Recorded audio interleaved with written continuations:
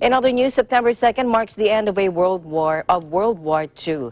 A memorable yet scaled-down ceremony took place in Pearl Harbor, Hawaii, where dignitaries of no more than 50, included surviving war veterans, Governor David Ige, and Navy Admiral Philip Davidson of the U.S. Indo-Pacific Command.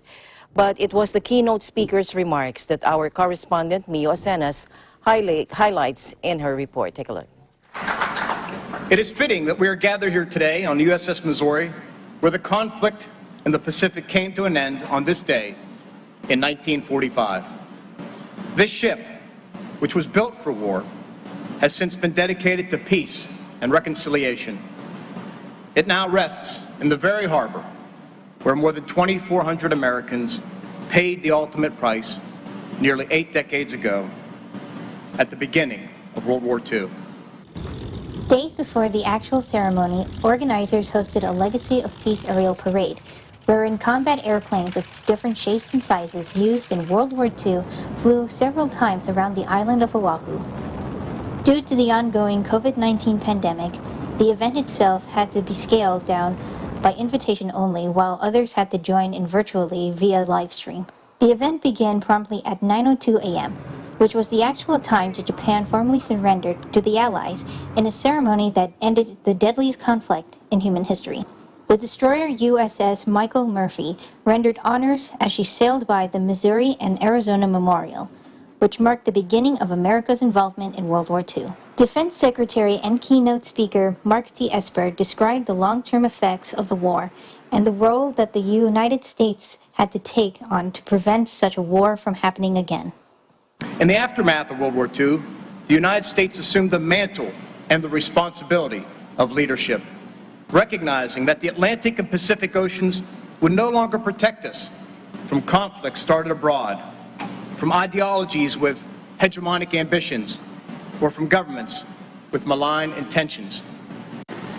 It was America's time to lead, and we did so, guided by our founding principles and core values. The United States rose to the challenge.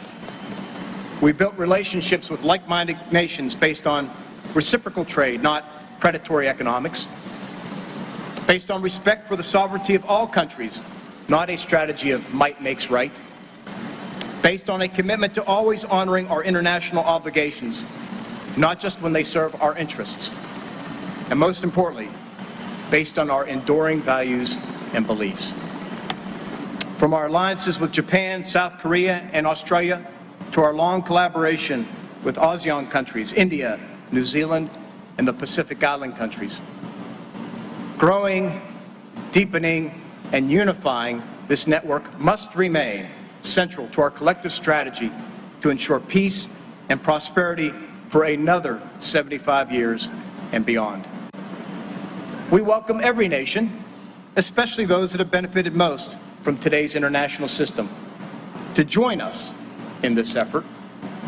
For decades, the United States and our partners have based our efforts on the belief that today's free and open order, however imperfect, is worth fighting for. And while this system has largely remained intact, we cannot take it for granted or leave its future up to chance.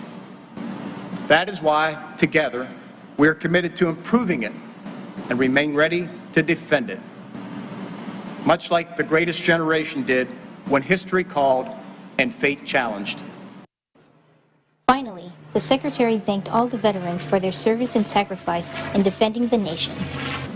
It is because of your selfless service and your sacrifice that we live in peace and prosperity today. And it is your legacy that inspires us in our efforts to uphold the freedoms and values for which you so nobly fought. Thank you all very much. The end of World War II in Europe, also known as VE Day, will be commemorated in Washington, D.C. on September 25th. Reporting from Honolulu, Hawaii, I'm Mio Acenas for Eagle News. We live in interesting times.